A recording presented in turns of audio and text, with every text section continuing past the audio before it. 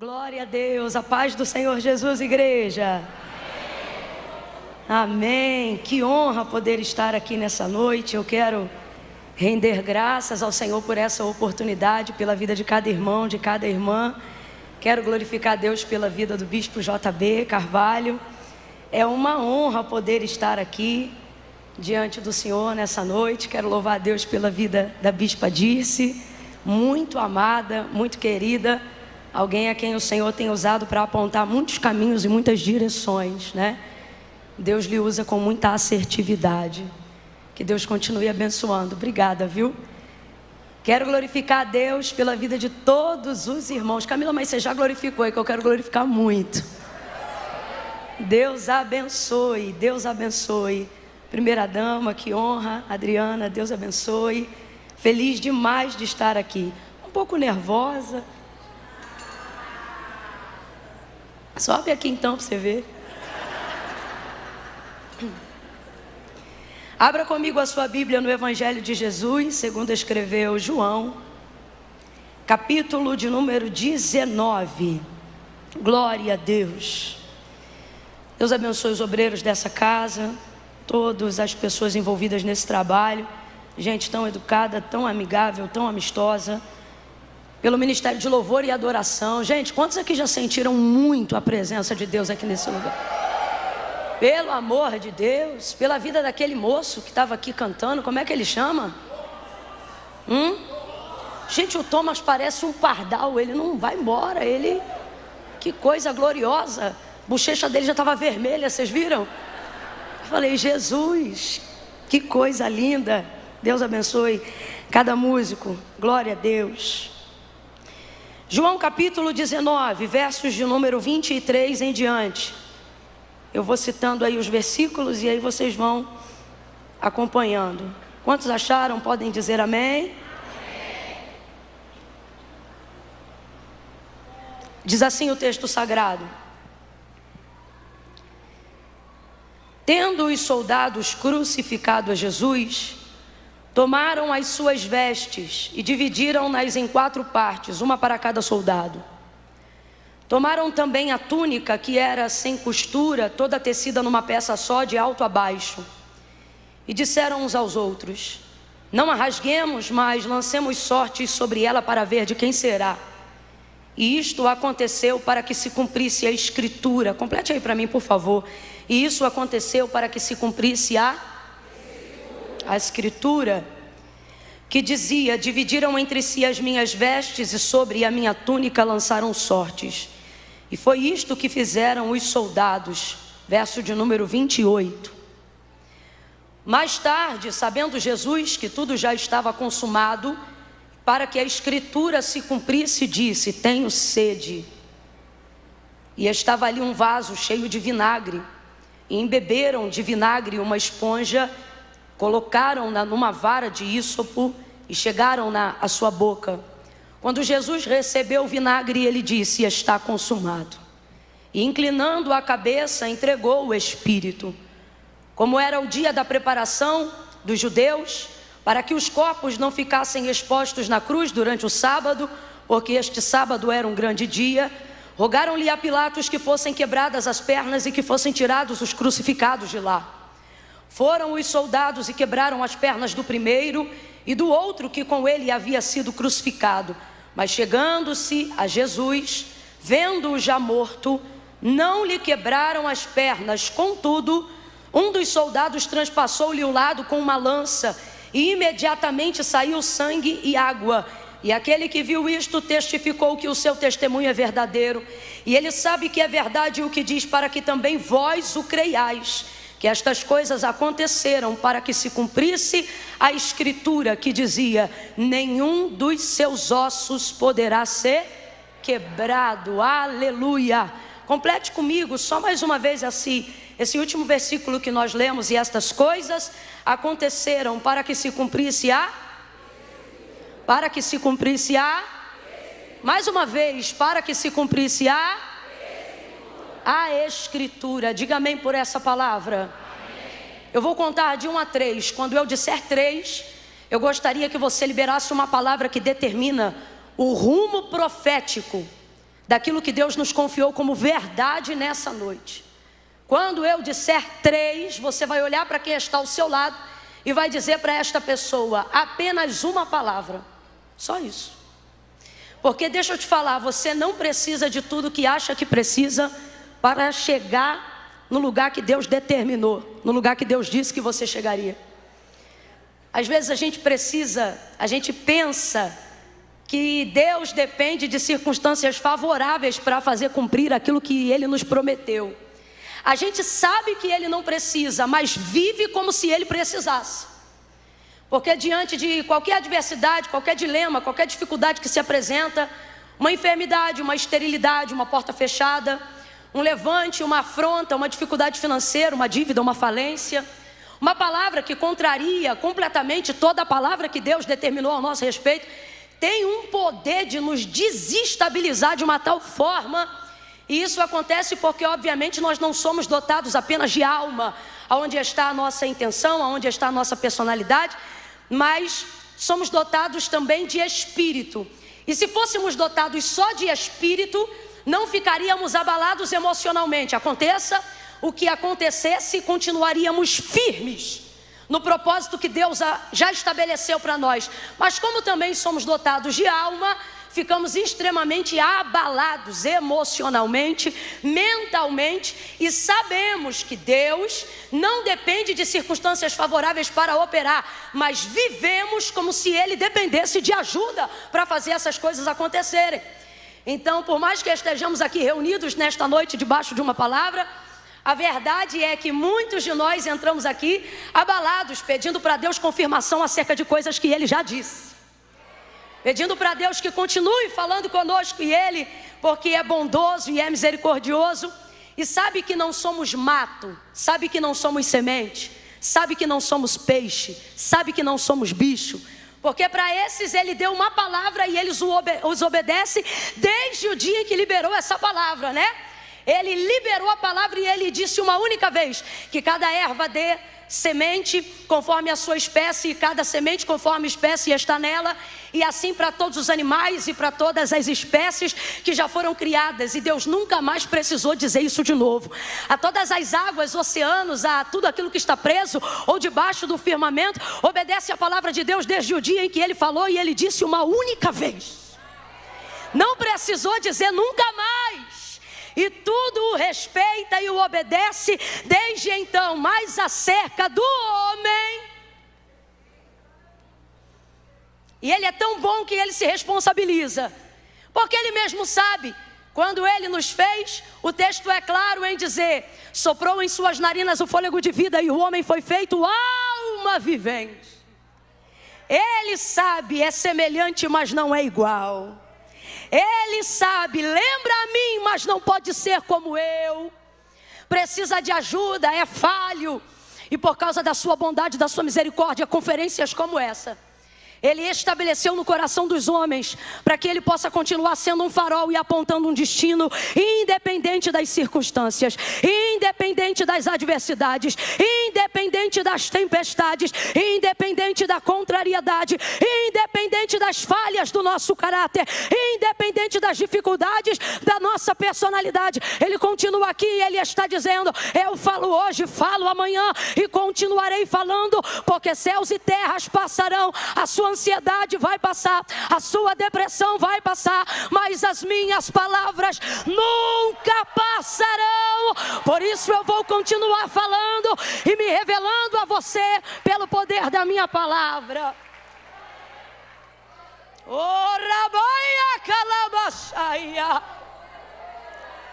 E Ele fala e não se cala. Quando Deus criou todas as coisas que existem e que estão diante dos nossos olhos, visto que tudo obedeceu ao ouvir a sua voz, dava até a impressão de que Ele não precisava falar nunca mais. Se o mar, que é muito maior do que tudo que você carrega dentro de você, obedeceu a sua voz desde que tudo foi criado, por que seria tão difícil para você obedecer? E é por isso que o salmista vai salmodiar e ele vai colocar o homem no pináculo da criação, quando messianicamente ele o compara ao Messias. E ele diz: pouco menor do que os anjos o fizeste, mas de glória o vestiste e o coroaste. Tem muitas coisas que Deus ama no mundo, mas nada compete com você. Nada.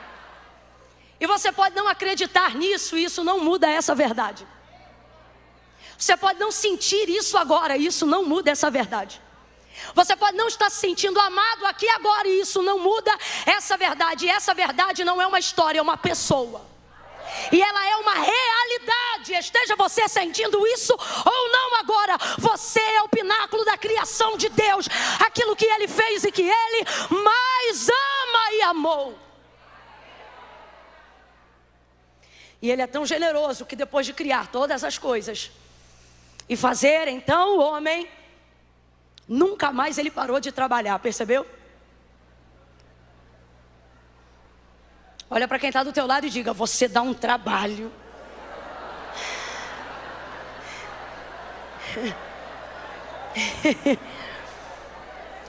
Mas não tem problema, não fique chateado com o trabalho que você dá. Não fique chateado com o trabalho que você está dando. Porque você está dando trabalho para alguém que não se cansa. Você está dando trabalho para alguém que não se fadiga. Eu fico tão triste quando eu vejo um crente podendo pedir para Deus o que ele quiser e ele diz assim: eu não tenho coragem de pedir. Eu fico tão triste. Porque se tem uma coisa que dá prazer em Deus é trabalhar. Veja, Ele criou rios, oceanos, mares, tudo que existe, tudo que há. E ao 7º dia, não porque tinha necessidade, mas para estabelecer para nós um princípio. O texto diz que no 7º dia Ele descansou. Parou para admirar a sua obra, a sua criação. Só que depois de haver feito o homem, Deus nunca mais descansou. E eu não estou falando do sábado, eu estou falando de expediente. Nunca mais, e não sou eu que estou dizendo isso para te agradar, para fazer você se sentir amado, não. Como eu já disse, isso é uma verdade irrefutável, acredite você nela ou não. Nunca mais, Deus criou baleia e descansou. Deus criou tudo que existe e há, e conseguiu, abre aspas, descansar, fecha aspas. Mas depois que criou você, nunca mais Deus descansou. Por que o profeta Isaías, quando menciona, não ele, mas o próprio Deus, falando na primeira pessoa na boca do profeta, quando ele diz assim, olha... Porque desde a antiguidade, por que ele não diz desde a eternidade? Mesmo sendo filha dele, porque ele é pai da eternidade, ele estabeleceu um tempo para contar a eternidade, porque ele consegue ser maior do que a eternidade e está fora do que tudo que pode ser contado. Mas ainda assim, é impressionante porque o texto poderia dizer desde sempre. Porque Deus existe desde quando? Desde que você passou a conhecê-lo? Não, desde sempre. Então poderia dizer assim, porque desde sempre, mas não diz desde sempre. Veja o texto do profeta Isaías, porque desde a antiguidade.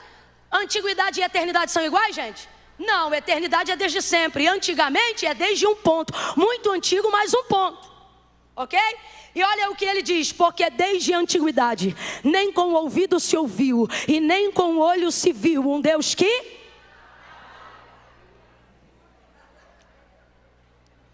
Um Deus que trabalha para aqueles que precisam. É um equívoco muito grande achar que Deus trabalha só para quem precisa. Na verdade é um erro enorme acreditar que você não deve pedir porque não merece, ou porque não precisa tanto quanto alguém que está precisando agora, seja na África, na Ásia, na Oceania. É um erro absurdo acreditar que o tempo de Deus não pode ser todo ele preenchido, porque vai faltar alguém atender se ele atender você. Você está pensando que você está lidando com quem? Talvez por uma inserção da própria cultura, de onde nós viemos, paulatinamente sendo instruídos a acreditarmos em obras feitas por mãos de homens. Talvez tenhamos a dificuldade de acreditar num Deus que tenha um expediente incansável. E quando lemos o texto dizendo o ancião de dias, começamos a pensar que adoramos um velhinho.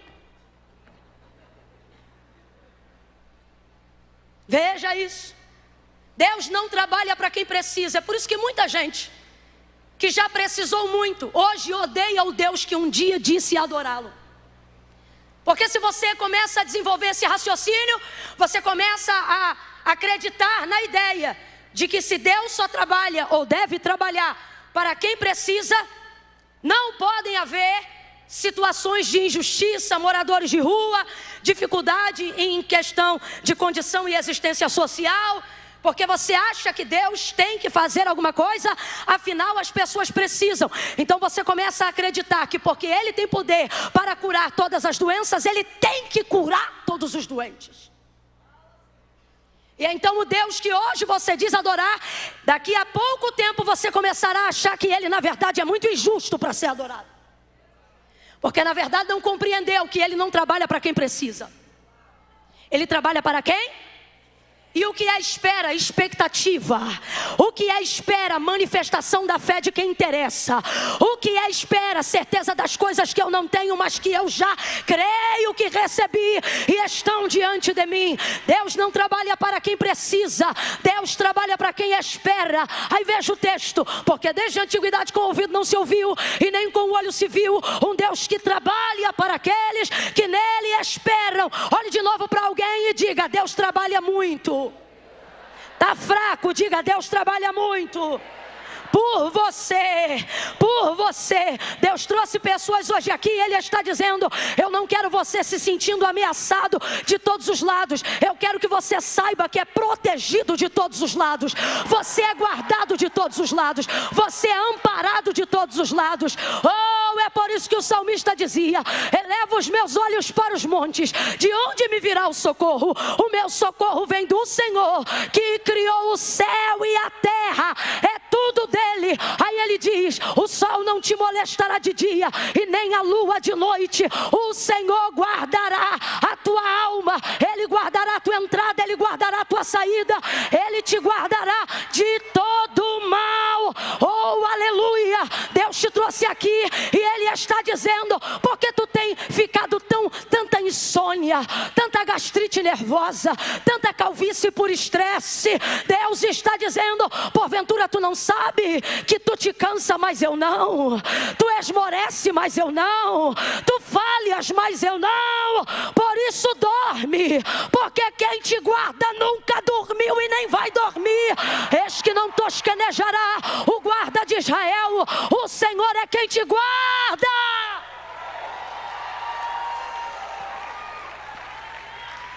Vai ver, você já serviu um Deus o qual você teve que trabalhar muito por Ele. Teve que preparar casa para Ele, oferta para Ele, direção para Ele, caminho para Ele. E quando Ele andava, fazia isso por intermédio das suas mãos. E isso fez você começar a acreditar que pode ser que Deus esteja muito cansado. Só que Deus te trouxe hoje aqui para te dizer: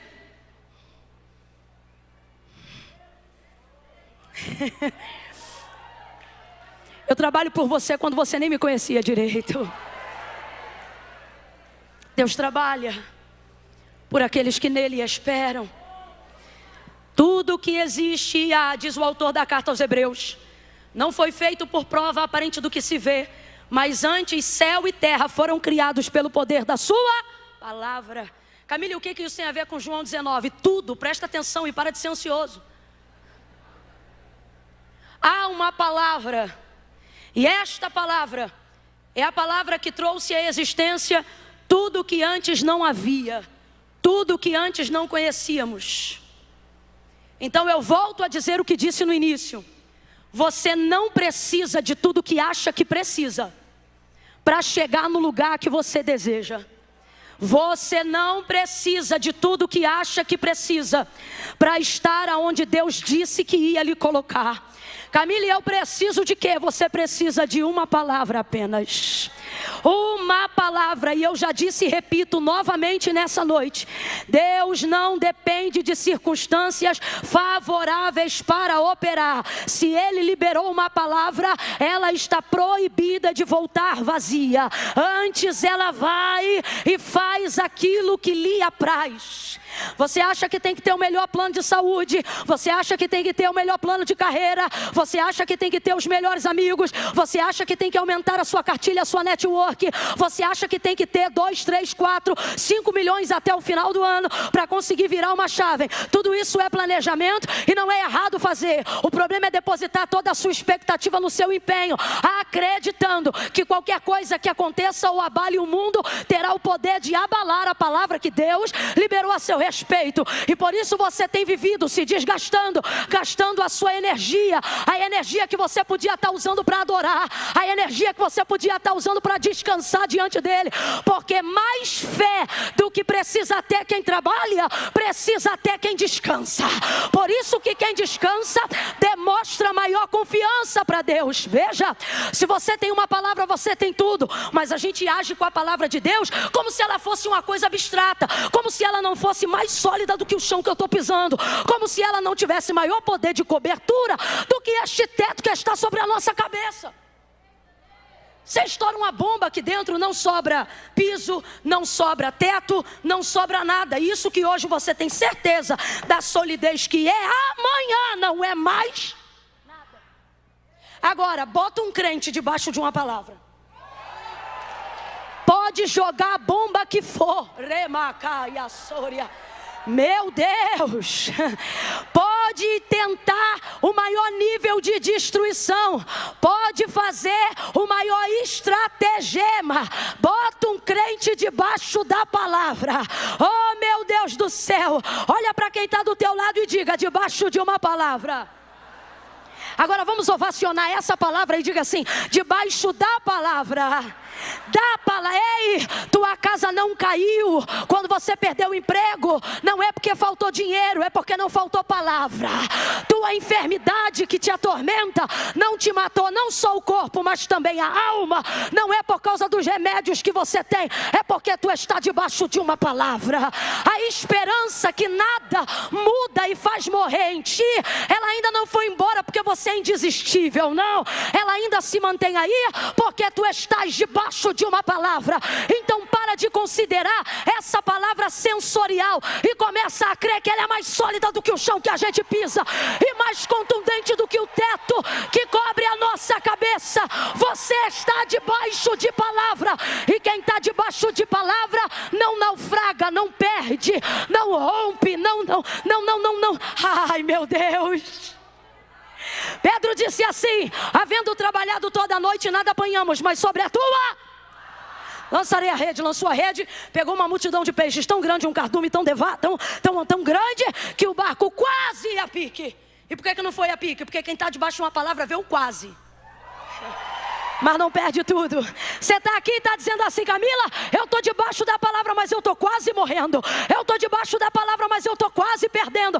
Camila, eu estou debaixo da palavra, mas eu estou quase me divorciando. E é este quase que não deixa concluir, porque a palavra de Deus está ali medindo o comprimento do barco, a estrutura da tua jangada, e Ele está dizendo: não vai. Por que não vai? Porque tu está debaixo de uma. Está na hora de você entender que isso aqui não é uma concentração de religiosos, meu irmão. Isso aqui é uma reunião de gente que existe, subsiste e resiste, porque está debaixo de uma palavra. Oremaia, calama. Meu Deus. Imaga, sumi, remaia, saia.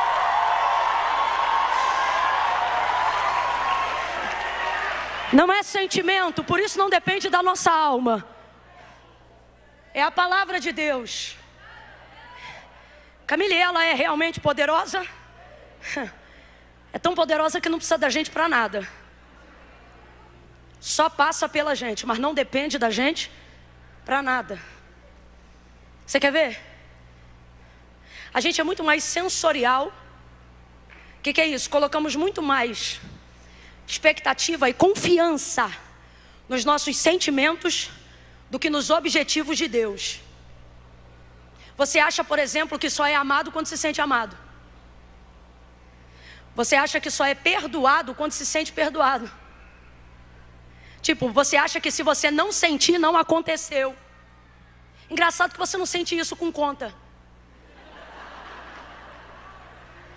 Quem é que recebe um boleto ou precisa pagar a parcela de alguma coisa e chega no mês e diz assim: não estou sentindo de pagar isso hoje? Não, meu irmão, tem sentimento nenhum. Precisa de sentimento para pagar boleto? Se tem um sentimento é de raiva. Ainda mais se for indevido, né? Tem sentimento, você vai lá e faz. Aí eu digo, uma vez que está feito, está pago ou não está? Está pago ou não está? Está pago ou não está?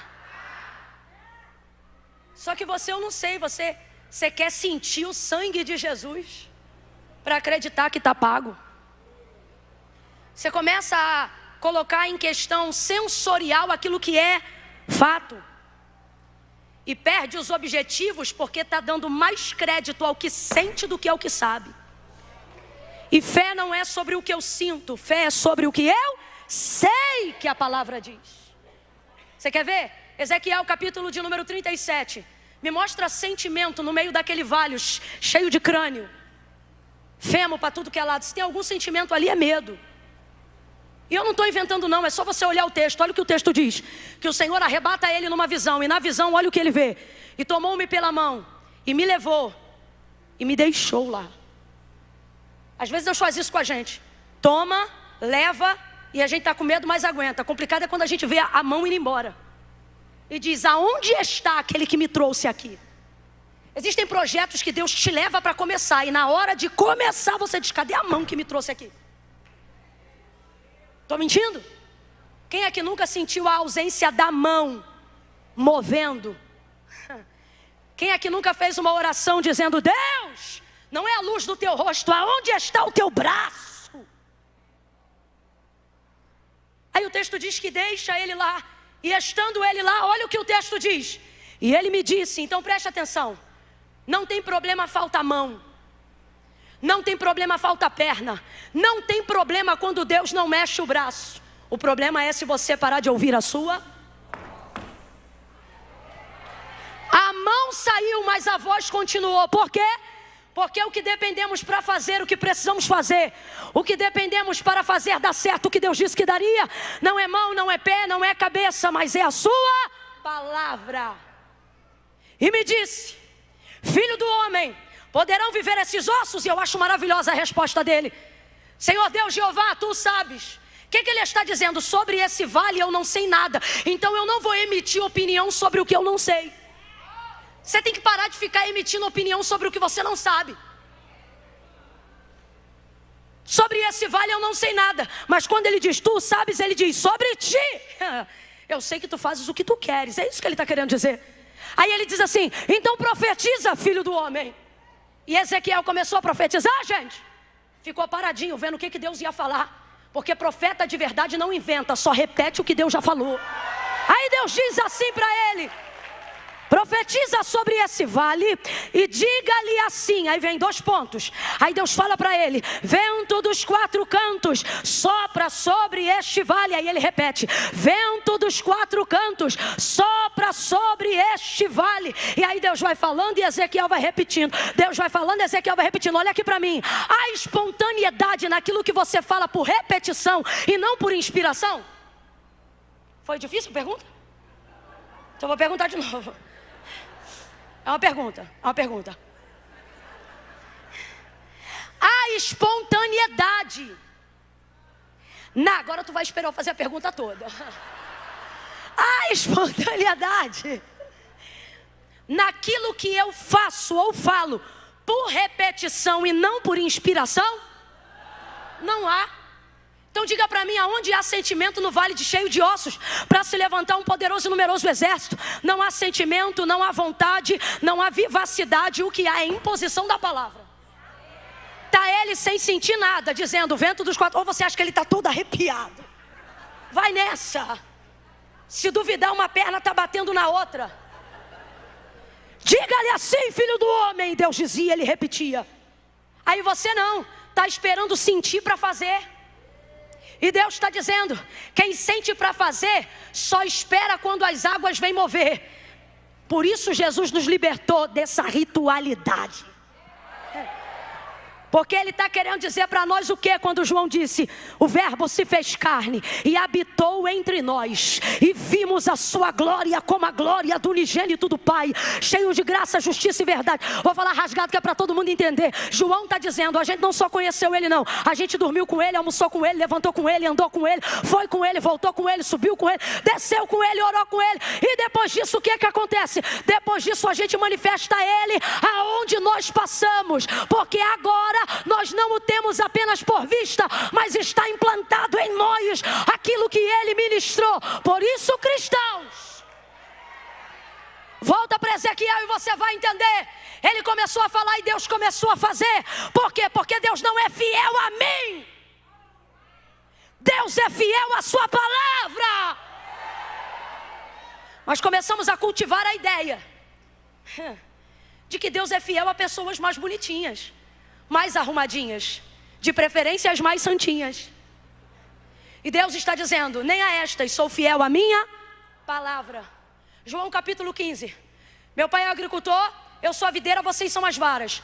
A vara que está em mim e dá fruto, essa eu podo para que dê mais fruto. As outras que estão em mim, mas não dão frutos, eu corto e lanço no fogo. Como é que pode? 2 tipos de vara na mesma videira, só que uma dá fruto e a outra não dá. E Jesus explica: se vós estiverdes em mim e as minhas palavras estiver em vós, pedireis o que quiserdes e isso vos será feito. O que ele está dizendo para mim e para você? Há muitas formas de você estar em mim, mas só há uma forma de eu estar em você. Um monte de gente pode sentir Deus de uma só maneira, ou de várias maneiras, e isso não exclui a presença de Deus em um lugar, não importa quantos pecadores tenham ali. Agora, a pergunta é: quem Deus sente? Somente aqueles que estão debaixo da sua, só quem corresponde à sua palavra. Por isso Jesus disse assim, nos últimos dias virão muitos dizendo: em teu nome expulsei demônios, porque expulsa. Em teu nome operei prodígios, sinais, maravilhas. Jesus vai dizer o que para eles? Apartai de mim, malditos, porque eu nunca vos conheci. Então a questão não é o quanto você conhece ele, a questão é o quanto ele se reconhece em. E a única forma dele fazer isso é pela sua palavra. Se não houver em você a palavra de Deus, não há correspondência de Deus para você. Não, vai ouvindo isso aí. Então isso depende muito menos do que a gente sente e muito mais daquilo que a gente. Mas olha como a gente é motivado ao que sentimos tão somente. Por exemplo, Gênesis capítulo 1. No princípio a terra era sem forma, havia trevas sobre a face do abismo. E o Espírito de Deus, o Espírito de quem, gente? O Espírito de quem, gente? O Espírito de Deus. Havia água, trevas, mas o Espírito é de Deus. Não há lugar que Deus não entre. O Espírito de Deus se movia sobre a face das águas. Olha que coisa linda. O Espírito de Deus não só estava presente, como estava em movimento. Quem está entendendo, diga amém. Isso é maravilhoso, sim ou não? Quem é que gosta de um mover de Deus? Vou perguntar de novo, quem é que gosta de um mover de Deus?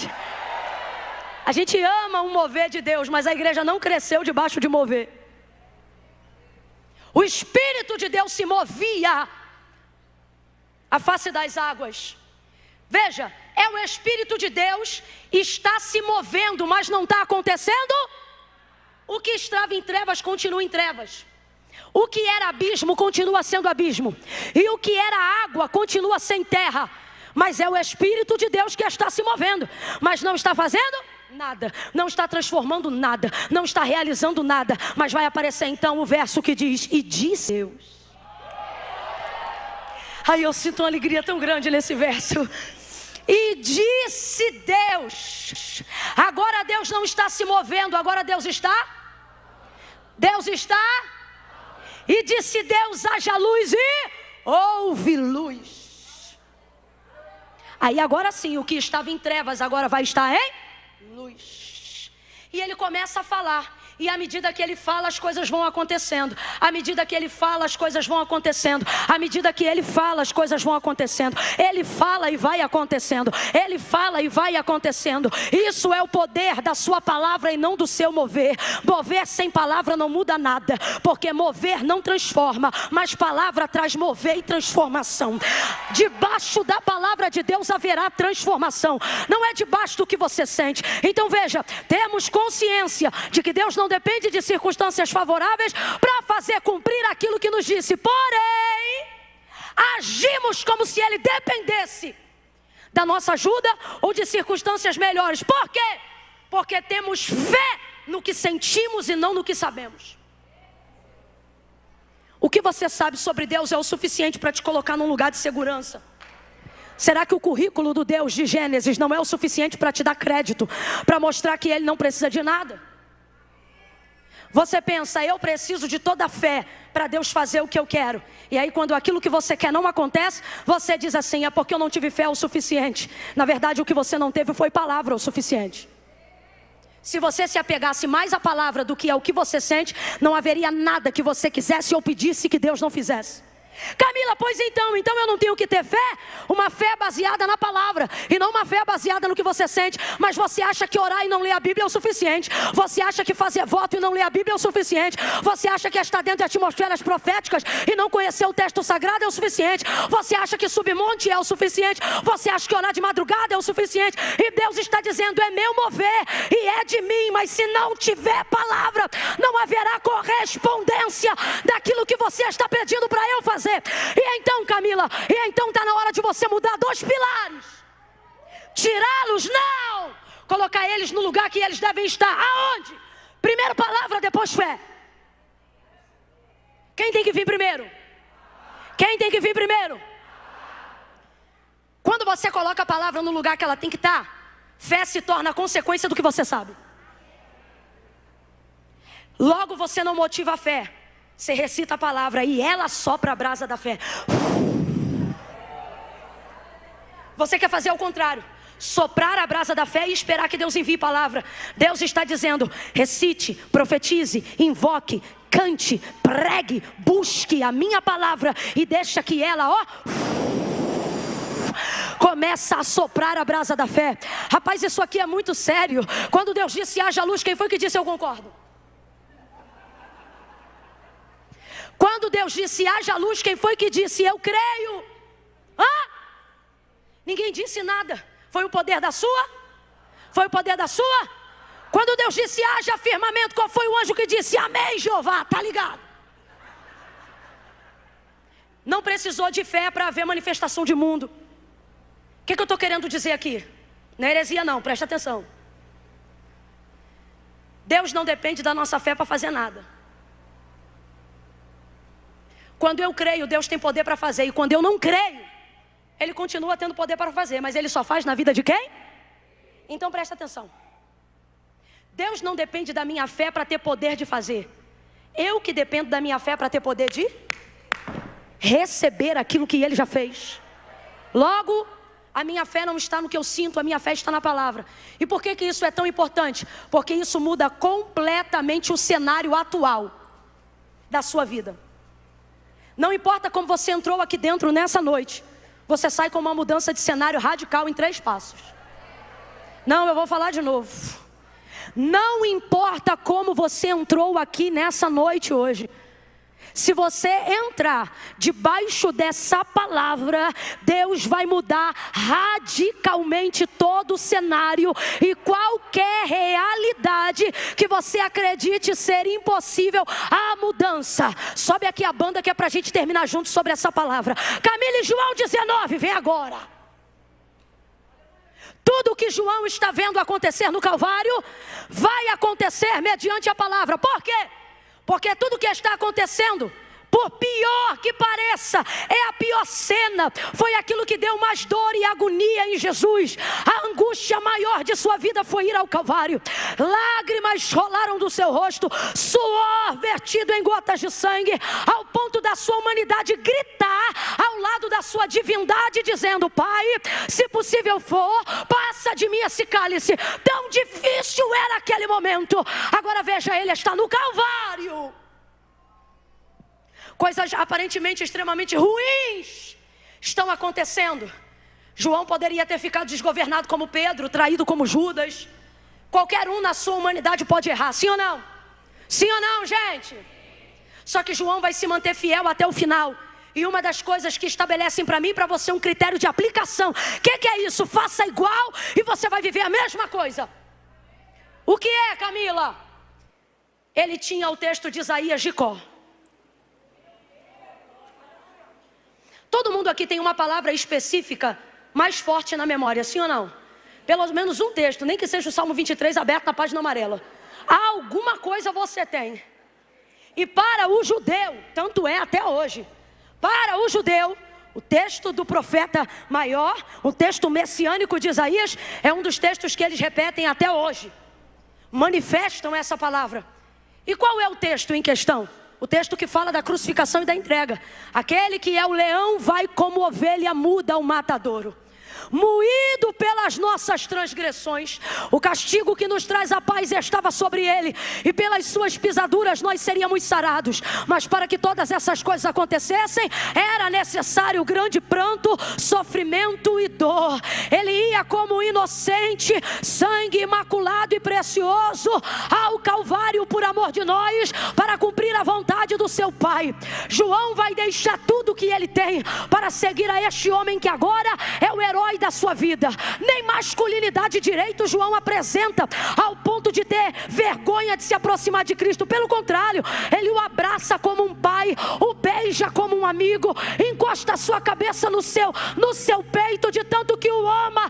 Ele deixou empresa, deixou pesca, deixou rede, deixou fundo de garantia, deixou aposentadoria. Ele largou tudo para trás, meu irmão, para seguir esse homem. Aí pense em você na situação de João. Vê leproso ser curado, vê prostituta convertida. Pense você na condição de João. Vê um homem que tem poder para andar sobre as águas. Pense.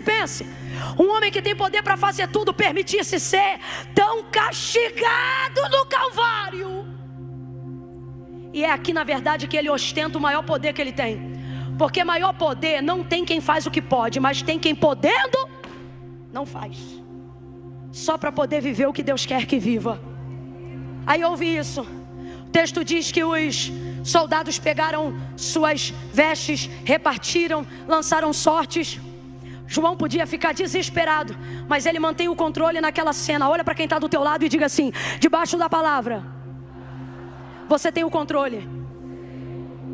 3 passos. Primeiro, o texto diz que pegaram as vestes dele, rasgaram, lançaram sortes. E João vai dizer: os soldados fizeram isso. Mas por que eles fizeram? Ele escreve: para se cumprir a... Vamos substituir escritura por palavra, porque estamos falando da mesma. Então quando eu perguntar, você diz palavra, tá bom? É a palavra de Deus. Ele diz: os soldados fizeram isso para se cumprir a... Os soldados fizeram isso para se cumprir a... Ora, João, então decida e diga para nós, quem fez isso? Os soldados ou a palavra? Os soldados, mas eles fizeram por causa da...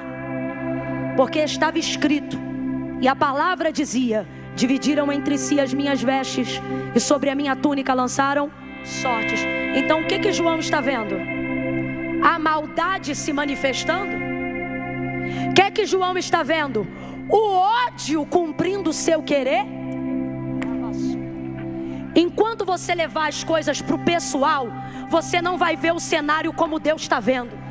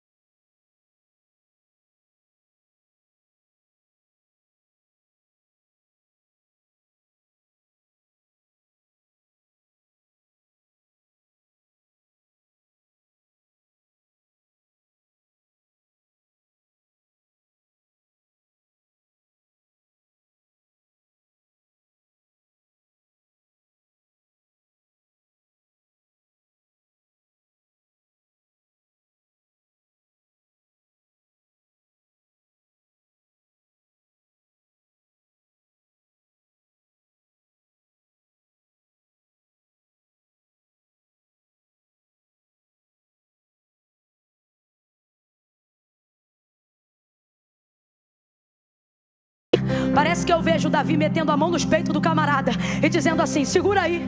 Por que segura? Porque quando você está debaixo de palavra, você não deixa ninguém intervir no que está acontecendo. Deus deu o trono para Davi, e não tem inferno nem Absalão que tire. Não tem inferno nem Absalão que tire.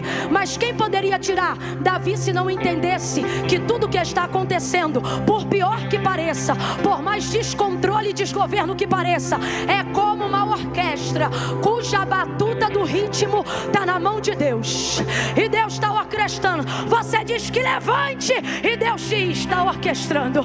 Você diz que fúria, e Deus diz: estou orquestrando. Você chama que prova, e Deus diz: é o melhor treinamento que eu já dei. Deus está dizendo: ei, comece a olhar o cenário pelo prisma de Deus. Se você está debaixo de palavra, pare de tratar o inimigo como seu opositor e não desça para o nível dele. Ele jamais vai poder subir para o seu. Então deixa ele fazer o que ele tem que fazer, e você fica debaixo da palavra. Quando eu estou debaixo de palavra, meus inimigos se tornam funcionários da promessa que Deus liberou. Segundo, vendo que tudo já estava consumado, ele disse: tenho sede. Por que ele fez isso? Porque só faltava uma coisa para ele sair daquela situação e entregar o espírito dele para Deus. Aí eu te pergunto: você faria o que precisa ser feito se eu te dissesse que o que te tira desse cenário de caos não é uma atitude de Deus, mas é uma atitude sua? Você faria o que tem que fazer? Tipo o que, Camila? Tipo pedir perdão quando você não fez nada? Jesus disse: quero água. Quem lembra do texto? Jesus disse: quero água. Jesus disse o quê? Sabe o que ele está dizendo? Se ele tem consciência da palavra, ele sabe que não vão dar água para ele. Vão dar o quê? Jesus sabia ou não sabia que ia beber vinagre ao invés de água? Só que mesmo assim ele disse: eu tenho sede, mesmo sabendo que iria beber. Porque ele não está pedindo porque precisa, está pedindo para cumprir Ele não está pedindo para cumprir um desejo, ele está pedindo para cumprir um mandamento, uma ordem. O que isso significa? Deus está dizendo: as maiores viradas de chaves na sua vida não tem a ver com o que eu faço, mas tem a ver com o quanto você aguenta se humilhar diante daquilo que eu já estou fazendo. Quando você está debaixo de uma palavra, você ganha um nível de autonomia. O que é isso? Você tem condições de acelerar o processo. Na primeira parte os discípulos fizeram, mas agora na segunda, quem está fazendo é Jesus. Jesus está dizendo: comece a fazer o que eu te chamei para fazer, mesmo quando ninguém mais está fazendo nada por você. E por fim, Jesus morreu, e a palavra continuou sobre ele. Jesus morreu. Responda para mim, para a gente encerrar junto. Morto se debate? Morto argumenta? Vem cá, gente, morto se defende? Camila, o que isso significa? Significa que tem situações na sua vida que mesmo que a palavra de Deus sobre a sua vida seja a palavra de vida, haverão momentos que você vai estar como morto. Terá boca, mas não poderá falar. Terá mão, mas não poderá mexer. Terá pés, mas não poderá sair da situação que você está. E aí, Camila, escute isso. Primeiro eles fazem cumprir, depois Jesus faz cumprir, e terceiro, a própria palavra se cumpre. Porque Jesus já está morto, não pode se defender, não pode reagir. Tem gente assim que está aqui hoje. Você está em situações onde você não pode se defender, onde você não pode reagir. E para piorar a história, você está como João vendo a cena de alguém que pegou um pedaço de madeira gigante na mão para arrebentar tuas pernas. E se você vê que fazem com o segundo e fazem com o terceiro, você pensa: o próximo que vai arrebentar sou eu. Só que esse também é um dos segredos de quem está debaixo da palavra. O quê? a palavra impõe limites quando tudo é igual a todos. Camila, eu não entendi. Você não está vendo que Jesus está cercado ali no meio? Quando os soldados vieram para arrebentar as pernas dos crucificados, não seria natural se começou pelo primeiro, depois ir ao segundo e então ao terceiro? Só que Deus está dizendo, quando você está debaixo da palavra, coisas que acontecem com todo mundo não vão acontecer com você, porque você está cercado. Você está cercado. Gente, há uma unção profética tão forte aqui. Deus está dizendo, você está cercado. 1000 cairão ao teu lado, 10.000 à tua direita, mas tu não serás atingido. Camila, mas eu não estou em condições de reagir. Eu estou debaixo da palavra, mas estou deprimido. Eu estou debaixo da palavra, mas estou cercado. Eu estou debaixo da palavra, mas estou imobilizada. Como é que eu vou fazer? Vês então o último segredo. Deus diz assim: quando você vive a sua vida para cumprir a minha palavra se mantém viva até depois da sua morte. Olha o que vai acontecer. Os soldados arrebentam o primeiro, pá! Arrebentam o terceiro, pum! Cai cruz, cai madeiro, é mão que rasga do cravo, é pé e joelho que bate no atrito do chão, é rótula que se arrebenta para tudo que é lado. E Jesus, alguém pensa, é o próximo. Gente, no mundo espiritual, Satanás está pensando que a batuta da orquestra da nossa vida está na mão dele, e ele está dizendo assim com ameaças: o próximo é você. O próximo é você. O próximo é você. Só que João está dizendo, ninguém me contou não, eu vi. E esse vai ser o testemunho, sabe por quê? Porque depois de muitos anos dentro da nossa nação, nós vamos ser testemunhas, não do que os outros viveram, mas da história que Deus está escrevendo através da vida daqueles que se colocaram debaixo da palavra.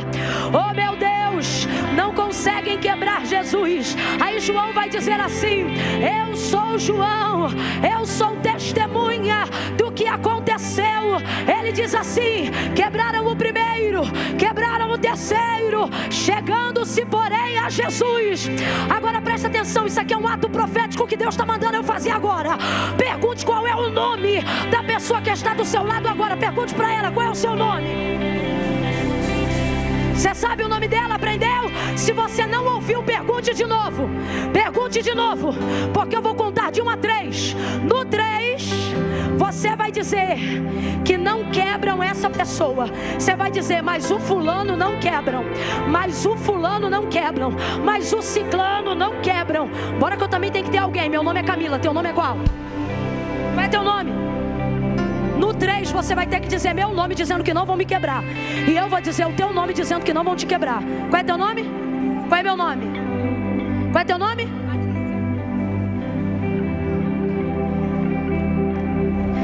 Deixa eu te falar um negócio. Às vezes você pensa assim, Camila, eu acho que vão quebrar pelo tanto que já bateram. Eu acho que vão quebrar pelo tanto que já cuspiram. Camila, eu acho que vão quebrar porque até furar me furaram. E o Senhor está dizendo, mas há sobre você uma palavra: pode difamar, pode perseguir, pode afrontar, pode cuspir, pode bater, pode castigar, mas o Senhor te trouxe hoje aqui para dizer: quebrar ninguém vai quebrar Brasil, quebrar ninguém vai quebrar igreja. Paulo, Camila, por que esse profético é conosco, é com a igreja, é com a nação? E se tem mais alguém que trouxe a bandeira igual aquela moça, pode levantar para o alto, porque Deus te trouxe aqui para dizer, sabe o que é para você? Eles vão perseguir, eles vão cuspir, eles vão afrontar. César e o seu sistema estão apavorados com a sua popularidade, mas quebrar ninguém quebra, quebrar ninguém quebra. Segura a mão dela, fecha o corredor, segura a mão dele, fecha o corredor. Eu conto 1, nome dessa pessoa e vai dizer: quebrar ninguém quebra. Eu conto 2, Patrícia, não esquece do meu nome. E você vai gritar. Eu disse que você vai? Eu disse que você vai? Ai, Camila, mas eu não gosto de gritar. Mas hoje você vai. Ai, mas eu pensei que não ia precisar. No outro dia que vier alguém menos pentecostal, tu não grita. Mas hoje tu vai botar grito nessa goela e vai clamar com vontade. Você vai gritar. 2,5. Prepara, porque você vai chamar o nome de alguém agora. 3, diga. Quebra, ninguém quebra. Ninguém quebra, Patrícia. Ninguém quebra. Ninguém quebra. Agora de mãos dadas. De mãos dadas. De mãos dadas. Você vai dizer: Brasil, ninguém te quebra. Peraí. 1. Prepara, porque Deus vai conduzir nossa nação em triunfo. Eu conto 2. Você vai dizer: Brasil, ninguém quebra. 2,5. Respira fundo. 3. Solta o brado. Quebra. Ninguém quebra. Ninguém te quebra. Ninguém te quebra. Nós estamos te colocando debaixo de palavra. Debaixo de palavra.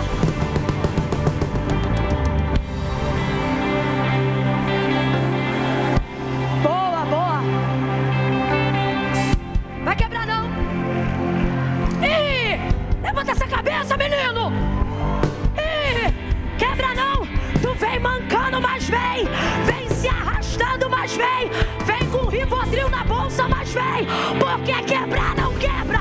Quebrar não quebra. Quebrar não quebra. Ninguém vai quebrar, ninguém vai quebrar. Ninguém vai quebrar, porque você está debaixo de palavra. Você está debaixo de. Você está debaixo de. Então não tem figa, não tem cruzar de dedo, não tem encantamento, não tem obra da malignidade. Ninguém vai quebrar. Camila, mas eu estou apavorado. Eu estou vendo ele vir por um caminho. Deus está dizendo: devia estar vendo ele ir por 7. Ele indo embora por 7. Vindo ele como correntes de águas contra ti. O Senhor arvorará. Quem pode balançar uma bandeira?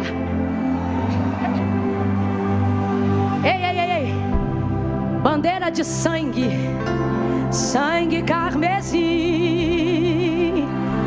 Orecalaia chore. Sangue carmesim. Bandeira de espada, de palavra. Deus está me dando uma visão. Eu estou vendo a estrela de Davi. Deus está dizendo: não vai faltar remanescente, não vai faltar lâmpada acesa na nossa nação. Deus prometeu isso a Davi, mas nós também fomos constituídos filhos de Abraão, porque todos aqueles a quem receberam, recebeu com eles o direito. Estufa esse peito, porque você tem direito de usar a palavra, de estar debaixo dela, de ser abençoado por ela. Ninguém vai quebrar. Por que, Camila? Onde está a garantia? No que você está falando? Não, no que a Bíblia diz. Quando ela diz, Paulo escreve a carta à igreja de Corinto, e ele diz assim: ora, vós sois o corpo de... Então presta atenção. A igreja é quem? É o corpo de? É o corpo de? É o corpo de? Por que quando chega lá no Calvário, quebram o primeiro, quebram o terceiro, mas o homem do meio não quebra? Porque sobre ele havia uma que dizia: nenhum.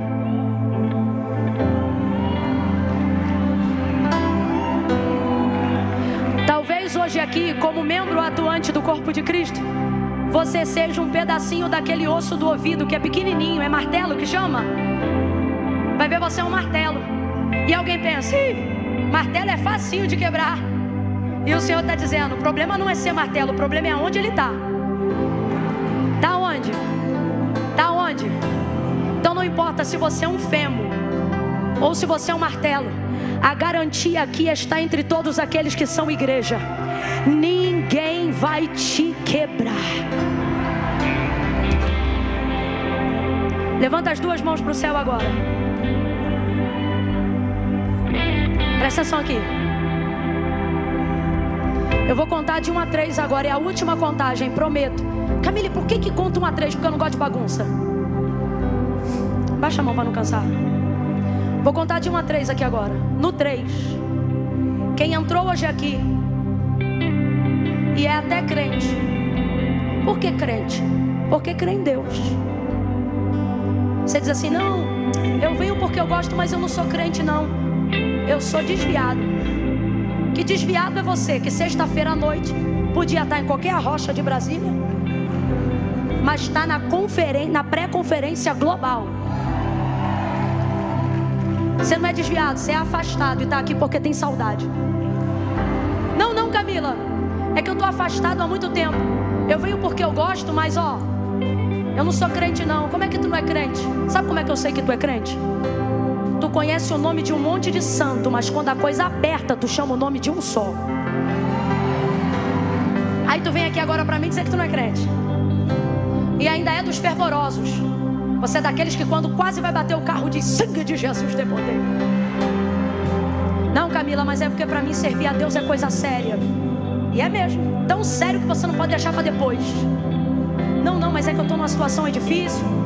Eu tô numa situação aí tico-tico no fubá. Vai vir você, tico-tico e fubá. Porque Jesus não disse se arruma e vem. Ele disse: vinde a mim todos vós que estáis cansados, abatidos, sobrecarregados, e eu vos...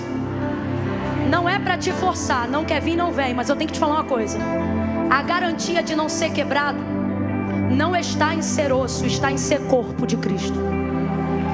Então se você diz que é crente, mas está fora da igreja, o convite para você hoje não é apenas venha a Cristo, é volte para a igreja. Volte para a igreja. Vai ser assim, eu vou contar 1, 2, 3. Quem está afastado, quem se diz desviado. Não, Camila, eu sou desviado. Desviado não frequenta culto. Que raio de desviado é você? Que o crente está aqui dizendo: ai meu Deus, que eu tenho que ir embora. E o desviado está assim: eita, que Jesus está falando comigo hoje. Quem mané desviado que é? Está na hora de você fazer a sua aliança. Camila, vou ficar aqui no meu lugar porque Deus sabe. Sabe, mas não concorda porque não foi Camila, não foi igreja. Foi Jesus que disse: aquele que me confessar diante dos homens, eu também o confessarei diante do meu Pai que está no céu. Porém, aquele que se envergonhar de mim diante dos homens, também será envergonhado diante do meu Pai dos anjos. Camila, então tem que ir aí na frente? Tem. Hoje tem. Mas Camila, e a vergonha que eu sinto? Mete a vergonha no bolso e vem com vergonha e tudo. Porque a vergonha é passageira, mas tua salvação é eterna. Camila, eu estou lá atrás. É meio longe para pegar aqui o corredor.